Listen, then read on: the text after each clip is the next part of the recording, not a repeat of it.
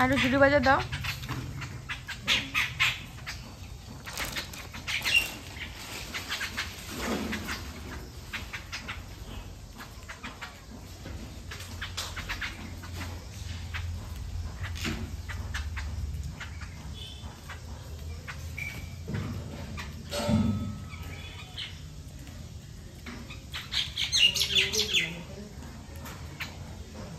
Hello friends, good morning everyone, welcome back to my channel. এখন কটা বাজে জানো? 7:30 মতন বাজে। আজ ভাবলাম সকালের আড্ডাটা তোমাদের সাথে বাইরে থেকে শুরু করি।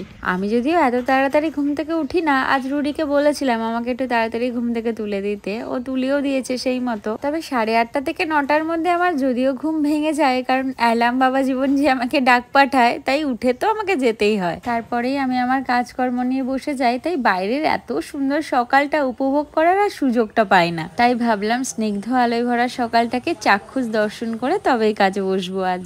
এদিকে মা আর দিদুন তো সকাল 6:30 থেকে শুরু করেছে যুদ্ধ। আমি যতক্ষণে বাইরে বেরিয়েছি তাদের অর্ধেক কাজ কমপ্লিট হয়ে গেছে। মা এখন বসেছে আটা মাখতে, কারণ আমাদের বাড়িতে সকালে এক তরফ রুটি চলে। বাবা খেয়ে দোকানে চলে যায়, পান্ডে দাদা খেয়ে দোকানে চলে যায়, মা আর দিদুন টিফিনে রুটি খায়, আর মার যে কুচি কাচা আছে তাদের জন্য সকালে টিফিন থাকে রুটি। আর সব থেকে বড় কথা, যেই মানুষগুলো আমাদের বাড়িতে কাজ করছে দিন রাত, তাদের জন্য আমাদের বাড়ি থেকে সকালবেলা টিফিন করা হয় রুটি আর তরকারি। মানে আমরা যা খাওয়া দাওয়া করি তারাও তাই খাওয়া দাওয়া করে। আজ সকালে ব্রেকফাস্টে রুটির সাথে রয়েছে পটল ভাজা আর বেগুন ভাজা, সেটারই তোড়জোড় চলছে।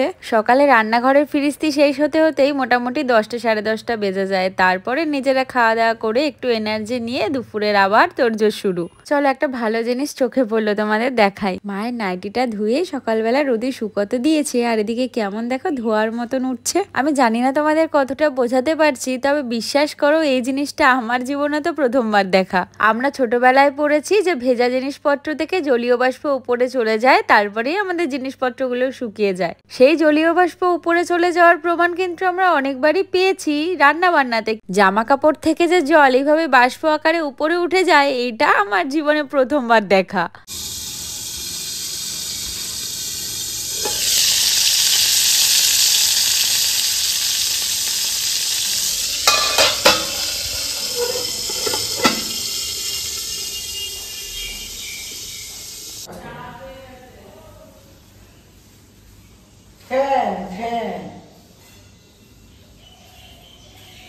তুমি ভাবো এত বড় বারান্দাটাও তোমাকে এখন এখানে একটু জল পড়লে এখন দেখ কেমন বালি আটকে যায়। তোমাকে এখন পুরো ঘর ঝাড় দিতে হবে প্রত্যেক। তাও তো পুরো ঘরে রোদই লাগে। এটা আরো এক্সট্রা খাটনি না? এটা কিসের এক্সট্রা খাটনি হলো?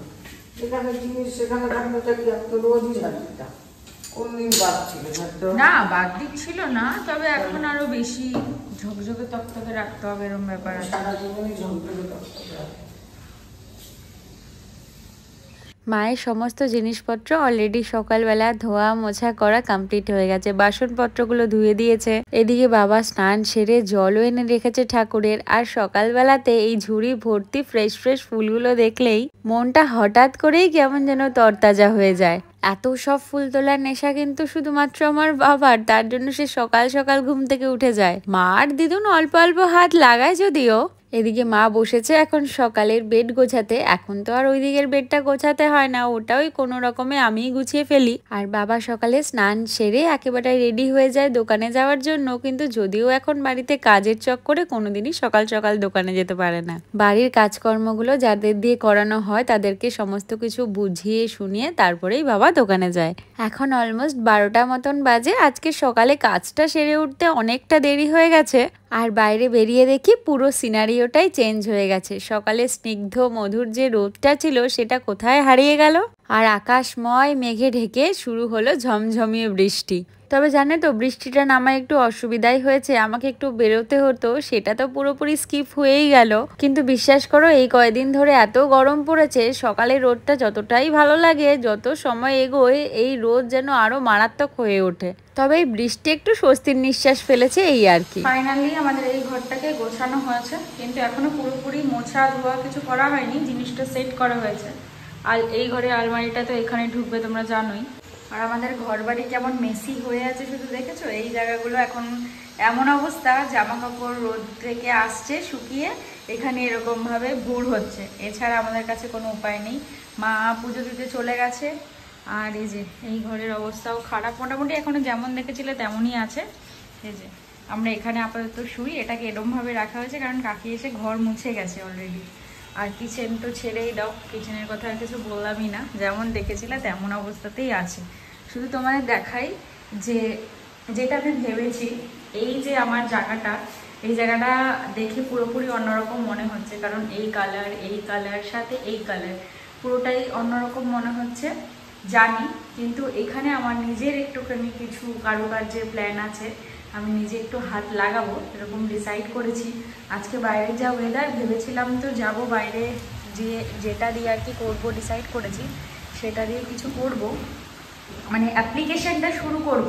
তো আগে ভেবেছি মাঝখানটাতে কিছু একটা করব, করে যদি দেখি ভালো লাগছে তো পুরো বালটাতে করব, আর না হলে ওইখানে কোনো পোর্ট্রেট লাগিয়ে দেবো এটা চাপা দেওয়ার জন্য। আর একটা জায়গা দেখাই তোমাদের, এই যে এই জায়গাটাতে যেহেতু আমার ঠাকুরগুলো এখানে থাকে, এই জায়গাটাতে আমি কটা বাজে দেখেছো, 1টা বাজে। এই জায়গাগুলোতে আমি যেহেতু ঠিক করেছি যে এইখানটাতে পুরো অন্য কিছু করব, যেহেতু রুডি বলেছিল এখানটা একটু অন্য কিছু করার, এটাই প্ল্যানিং আছে। আজকে এটাও ভেবেছিলাম যে কিছু করব, কিন্তু এই যে বাইরের ওয়েদার আমাকে আর সাথ দিল না যাওয়ার জন্য, আর কিছু উপায় নেই। চলো এবার দিদুনের কাছে নিয়ে যাই, কি রান্না বান্না হয়েছে সেটা দেখাতে। এখন তো আমি ছুটিতে আছি, এই জায়গাটা আর দেখো না, এই জায়গাটা দেখলে না আমার মনে হচ্ছে কোন জঙ্গলের মধ্যে আছি, কি অবস্থা। এরকম আমাদের বাড়িঘর কখনো থাকে না। এই যে গোপলা বুড়ি স্নান, বুড়ি না বুড়ো, স্নান টান করে একদম রেডি। চলো এবার দিদুনের কাছে নিয়ে যাই।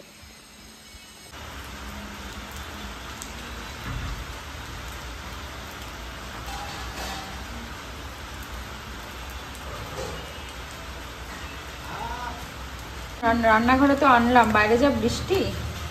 আজকে দিন রান্না করেছে ইলিশ মাছের ঝোল। ও দিদুন এর মধ্যে বেগুন দাওনি একটু? বেগুন না, মা বলতো যে বেগুন দিতে না, বলেছে কেউ খায় না বেগুন, তো আমি খাই। আর এখানে হয়েছে ওই যে আমার লুকা ভাজা, এখানে রাতের জন্য মনে হয় 2 পিস রাখা রয়েছে। আর এখানে হয়েছে লাউ চিংড়ি, ওই দুবেলার আলাদা করে রাখা, কারণ আমাদের বাড়িতে তো তাই হয়। শশা কাটা। আর কি হচ্ছে দিদুন? ভাজা। কি শাক? সব মিলানো শাক। কি শাক? সব মিলানো। জমি থেকে তুললো কি করে? না, মূলো শাক আর এমনি ডাটা শাক না, জমি থেকে এনেছে। এই বৃষ্টির মধ্যে তুলতে পেরেছে? এখন না, অনেক আগে এনেছে, তখন বৃষ্টি ছিল না। এই শাক হলেই হয়ে গেল আজকের মতন। আজকে তো যেতে পারবো না, না আমরা কোনোভাবেই যেতে পারবো না। এই যা বৃষ্টি, মেজমা আবার বলবে আমি আজকে যেতে পারবো না, পাক্কা বলবে। বলে গেছে যাবো না। যাবে, ও যাবে বলেছে।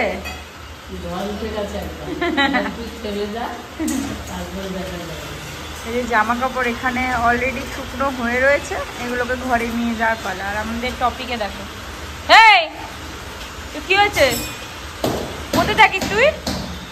আর বাড়িতে ঢুকতে দেবো না, চিন্তা নেই, বাড়িতে আর ঢুকতে দেবো না। তোমার শুধু শুধু ঘুরে বেড়ানো, এই মেয়ের পেছনে ঘোরো, ওই মেয়ের পেছনে ঘোরো, আর বাড়িতে ঢুকতে দেবো না, তোমার চিন্তা নেই, তোমার বাড়ির দরজা বন্ধ।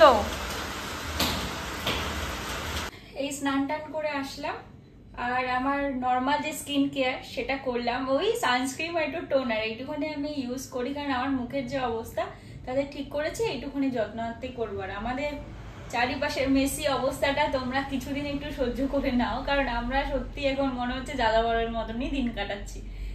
এই জায়গাটা তো এখনো ঠিক করিনি, কারণ গোটানোই আছে, কারণ যাতায়াত করার পর তো পুরো পায়ে লাগে, এখানে ঘুমাই, তো এরকমই রয়েছে আপাতত। খাওয়া দাওয়া করে আসবো, তারপরে জায়গাটা গোটাবো। আর তোমাদের একটা জিনিস দেখাই, এই যে পুচকাটাকে দেখতে পাচ্ছ, এখন একটু নোংরা হয়ে গেছে। এইটা আমি অনেক ছোটবেলায়, মানে আমার তখন 11 বছর বয়স মেবি, আমরা একবার দীঘায় গেছিলাম ঘুরতে। আমরা তখন গ্রুপ ট্যুর করতাম, এখনো করি, কিন্তু গ্রুপ ট্যুরটা অন্যরকম। তখন আমরা সংস্থার সাথে ঘুরতে গেছিলাম, বাবার দোকানের ওখান থেকে প্রায় বাস ছাড়তো, আর আমরা দীঘায় ওই মোটামুটি বছরে একবার এরকম যেতাম। তখন এটাই আমাদের একমাত্র ডেস্টিনেশন ছিল ঘোরা। তো তখন ওখানে যাওয়ার পর সবাই জানতে পেরেছিল আমার বার্থডে, আর আরেকজনেরও হয়তো সেদিন ছিল বার্থডে। তো তখন ওরা আমাকে ওখান থেকে একজন আমাকে এটা গিফট করেছিল, সেটাকে সেই 11 বছর বয়সে তখন গিফট করা, তাকে এখন আমি সুন্দরভাবে যত্ন করে রেখে দিয়েছি। আসলে আমি যত্ন করে রাখিনি, মা যত্ন করে রেখেছে, মার জন্য এত পরিপাটি থাকে, মা এটাকে প্লাস্টিকে ভরে একদম ঠিকঠাক ভাবে রাখে। টেডি বিয়ার আমার খুব পছন্দের, আমি অনেকবার স্প্যানিট গেছিও, কিনবো ঠিক করেছি, দেখে হচ্ছে, কিন্তু নিয়ে আসাটা একটা ঝুঁকির ব্যাপার। তো এবার ডিসাইড করেছি যদি যাই ওখানে একটা নিয়েই আসবো, একদম আমার মাপের একটা বড় টেডি। দেখে এসেছিলাম, পছন্দ করেও এসেছিলাম, শুধু আনা হয়নি।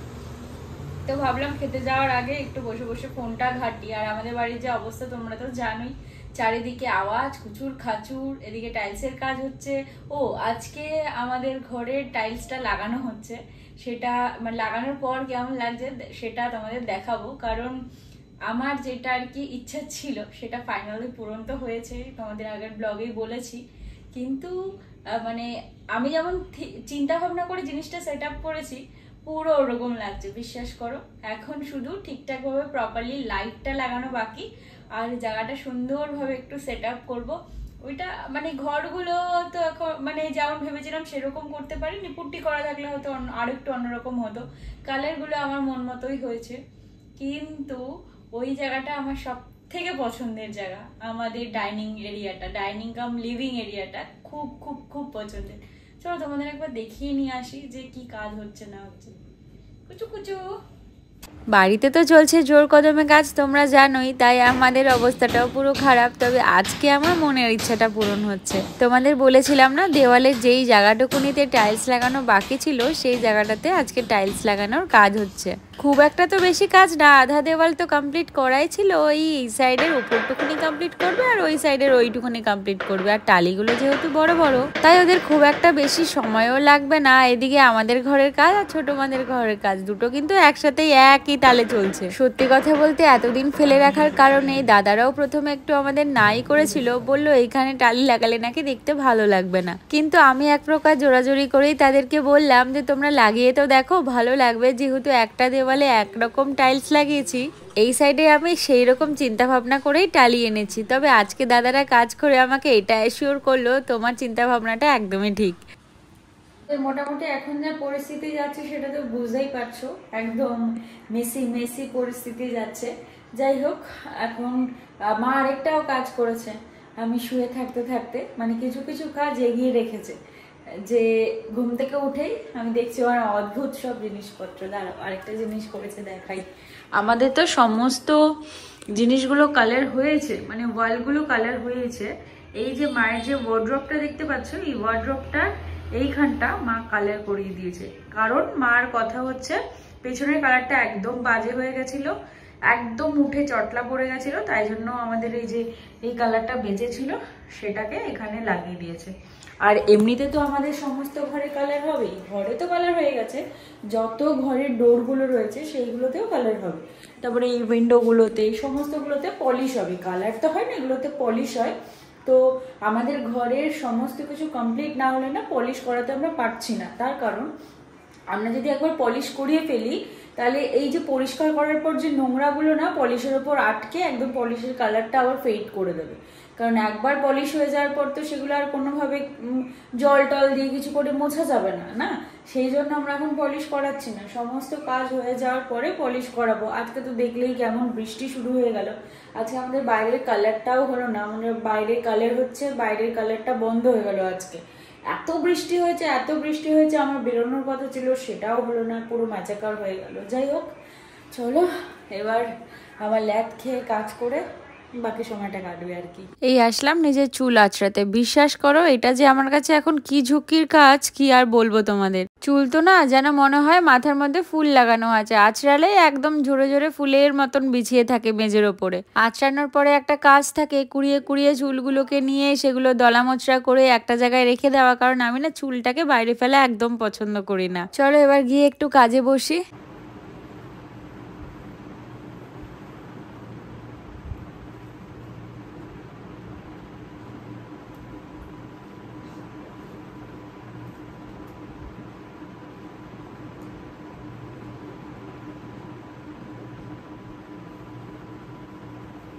এই আসলাম আমাদের জায়গায়, আমাদের তো এখন এখানেই শোয়ার জায়গা।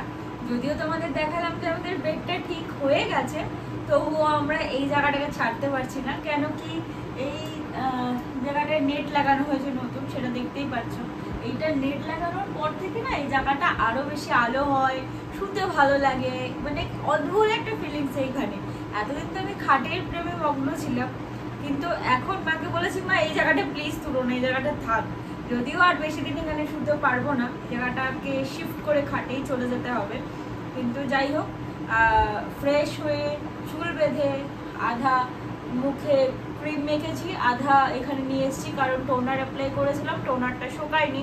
তো ঠিকঠাকভাবে অ্যাবজর্ব না হলে তো ক্রিম মাখতে পারছিলাম না, ওইদিকে লাইট অফ করে চলে আসতে হচ্ছিল, না হলে বসেই থাকতে হচ্ছিল, কখন শোকাবে অ্যাবজর্ব হবে তখন যাব আসবো, অনেক ব্যাপার। তাই একবারে মুখে একটা সাইডে লাগিয়ে নিয়ে চলে এসেছি যে ওটা অ্যাবজর্ব হবে, তারপরে এটা লাগাবো।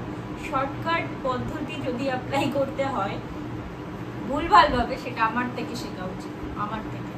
যাই হোক, এখন ঘুমাবো, আর বেশিক্ষণ আর কি জেগে থাকতে পারছি না।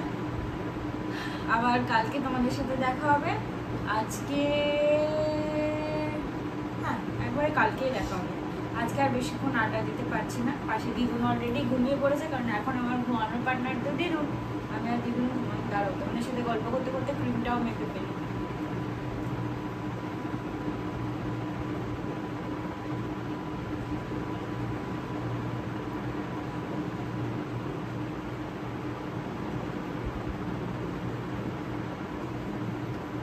তবে আজকে আর ভিডিওটা খুব বেশি লম্বা করব না, এখানেই শেষ করে ফেলছি ভিডিওটা। কাল আবার সকাল সকাল আবার আড্ডা দিতে তোমাদের সাথে চলে আসবো। নতুন সকাল, নতুন আড্ডা, আবার ঝুলি থেকে এত এত গল্প বেরোবে, আর সারাদিন জমে গল্প করবো। তবে আজকে এখানেই শেষ করি। তোমরা ভালো থেকো, সুস্থ থেকো, সাবধানে থেকো। আর পুরো ভিডিওটা যদি ভালো লাগে একটা লাইক করে দিও। ভিডিওটা দেখে অবশ্যই কমেন্ট করে আমাকে জানাবে যে কেমন লাগলো। আর হচ্ছে কি বলবো, তোমাদের সাথে আড্ডা দিতে তো ভালোই লাগে, সেটা ছেড়ে যেতেও ভালো লাগে না। কিন্তু একটা কিছুর তো শেষ হয়, মানে সব কিছুরই শেষ হয়। তো এই আড্ডাটা যদি আমি শেষ আজকে না করি, তবে নতুন সকাল থেকে নতুন আড্ডা আবার কি করে শুরু করবো। তবে চলো, tata, bye bye, good night, love you all, see you soon.